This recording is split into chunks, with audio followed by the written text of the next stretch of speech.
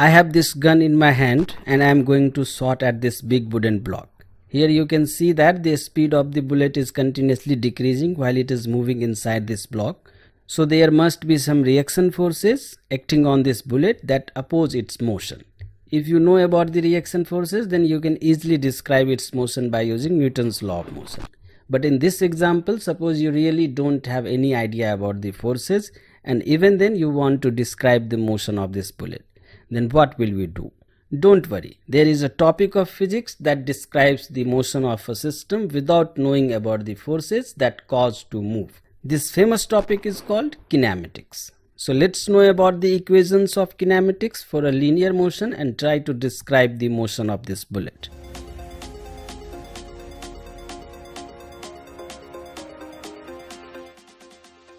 Suppose a particle is moving in a straight line with a constant acceleration. Since the acceleration is the rate of change of velocity with respect to time, so it is given by a equal to dv by dt. And for a constant acceleration, we can write this equation as a equal to delta v by delta t. Here delta v is the change in velocity in time delta t. Now if v0 is the initial velocity, v is the final velocity and t is the time interval, then this equation is converted into a equal to v minus v0 upon t. After cross multiplication, it will be at equal to v minus v0, which can be further written as v minus v0 equal to at. Now if you add v0 on the both sides of the equation, then you will get v equal to v0 plus at. So this is the first equation of kinematics for a linear motion. If v bar is the average velocity of the particle in time t, then the displacement delta s is given by delta s equal to v bars times t. Since the initial velocity of the particle is v0 and the final velocity is v, so the average velocity will be v plus v0 over 2, and hence this equation becomes delta s equal to v plus v0 over 2 times t. This is the second equation of kinematics for a linear motion. Now if we plug the value of v from equation 1 into equation 2, then we can write delta s equal to v0 plus at plus v0 over 2 times t. The right hand side of this equation becomes 2v0 plus at over 2 times t, which can be simplified as v0 t plus half at square. And this is the third equation of kinematics for a linear motion. Now from equation 2, we have delta s equal to v plus v0 over 2 times t. And if we plug the value of t from equation 1 into this equation, then this equation becomes delta s equal to v plus v0 over 2 times v minus v0 over a. And it can be further written as delta s equal to v square minus v0 square upon 2a. And after cross multiplication, it will be 2a delta s equal to v square minus v0 square, which can also be written as v square minus v0 square is equal to 2a delta s. Now if you add v0 square on both sides of the equation, then you will get v square equal to v0 square plus 2a delta s. And this is the fourth equation. So these are the four equations of kinematics for a linear motion. Here it should be noticed that these equations are valid only when the motion of the particle is considered along a particular direction. And most important thing is that the acceleration of the particle along that direction is constant. So these equations are only valid for a constant acceleration. You can also derive these equations using a velocity time graph. So let's see how to do that. Here you have a velocity time graph. In this graph, v0 is the velocity of an object at time t equal to 0 and v is its velocity at time t. Since in this diagram the velocity time graph is a straight line, so the acceleration is constant throughout the motion and it is given by a equal to tan theta. That is a equal to perpendicular upon base. Here the length of the perpendicular is v minus v0 and the length of the base is t, so acceleration equal to v minus v0 over t.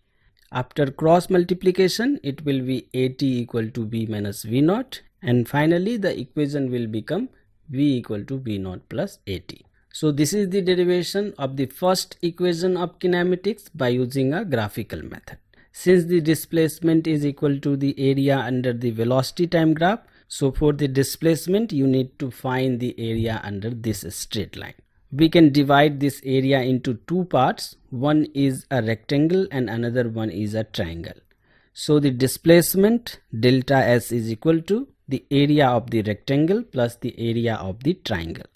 From the diagram, the area of this triangle is equal to half times base times height, which is equal to half times t times v minus v naught. And the area of this rectangle is equal to length into width, which is equal to t times v naught.